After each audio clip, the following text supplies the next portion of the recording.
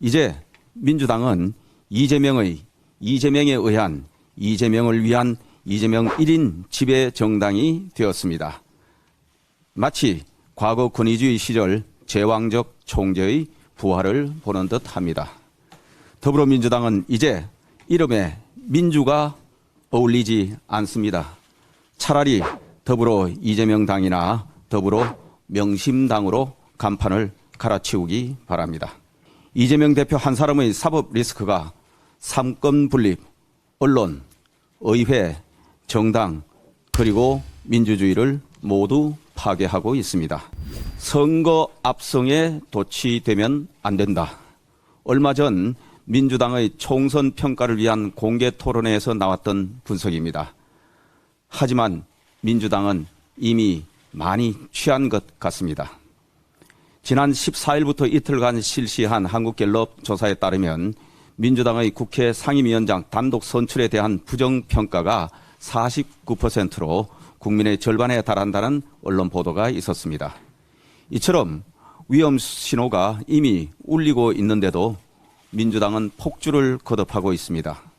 민심을 외면한 채 오로지 이재명 대표를 구하기 위한 사당화에 여념이 없습니다. 특히 이재명 대표의 제3자 뇌물 혐의 기소로 사법 리스크가 커지자 민주당 당헌당규까지 이재명법으로 만들었습니다. 부정부패 혐의로 기소된 당직자 직무정지 규정도 폐지했고 국회의장 원내대표 선거에도 당원 의사를 반영한다고 합니다. 특히 대선 출마 시 당대표 사퇴 규정까지 임의조항으로 바꿨습니다. 오로지 이재명 대표만을 위한 절대체제를 완성한 것입니다. 이제 민주당은 이재명에 의한 이재명을 위한 이재명 1인 지배 정당이 되었습니다. 마치 과거 권위주의 시절 제왕적 총재의 부활을 보는 듯합니다. 더불어민주당은 이제 이름에 민주가 어울리지 않습니다. 차라리 더불어 이재명 당이나 더불어 명심당으로 간판을 갈아치우기 바랍니다.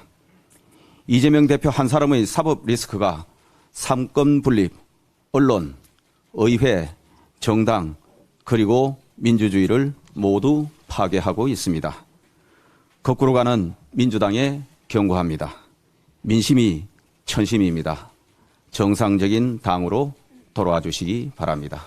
이상입니다. 정책위 의장입니다. 서울대병원 일부 교수들이 어제부터 무기한 진료 거부에 들어갔습니다. 몇 달을 기다려가며 진료일이 오기만 손꼽았던 환자들은 청천벽력가토 같은 문자 메시지와 전화를 받고 좌절해야 했습니다. 신장암 4기가 중증이 아니면 어떤 환자가 중증이냐라는 절규가 터져나왔고 분당 서울대병원에는 히포크라테스의 통곡이라는 대자보가 붙기도 했습니다. 오늘은 의사협회 소속 일부 병의원들이 집단 진료 거부에 동참하겠다고 합니다. 4개월간 의료 공백 사태를 참고 견뎌온 국민들은 거세게 분노하고 있습니다. 급기야 맘카페 등 인터넷 커뮤니티에는 휴진 의원 리스트를 만들어 불매운동 벌이겠다는 얘기도 나왔습니다. 집단 진료 거부의 명분으로 내세운 전공의 처분 취소와 의대 정원 재조정은 납득하기 어렵습니다. 정부는 전공의에 대한 행정처분을 처리하면서 복귀 전공의에 대한 불이익이 없도록 하겠다고 누차 강조해왔고 내년도 의대 정원은 이미 입시 일정이 확정되어 다시 되돌릴 수 없다는 점을 의사들이 더 잘 알고 있을 것입니다. 명분 없는 집단 진료 거부 이제라도 중단하시기 바랍니다. 10년 뒤 활동한 의사 1,509명 늘어나는 것을 막겠다며 당장 수십만 중증 환자의 생명을 위태롭게 하는 것은 절대로 해서는 안 될 일이라는 거점 내전증 지원병원 협의체 위원장님의 고언을 새겨들어야 할 것입니다.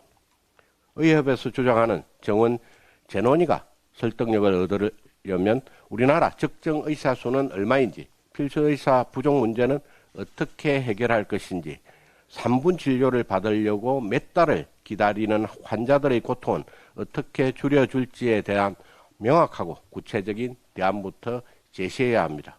국민의 생명을 볼모로 파업하는 의사들에게 법적 책임을 묻는 것은 불가피합니다. 정부는 대화의 문을 활짝 열어놓더라도 위법 행위에 대해서는 응분의 책임을 엄중히 물어야 할 것입니다. 우리 국민들이 필요하는 의사는 밥그릇만 챙기는 의사가 아니라 국민의 생명을 귀하게 여기는 의사이기 때문입니다. 이상입니다.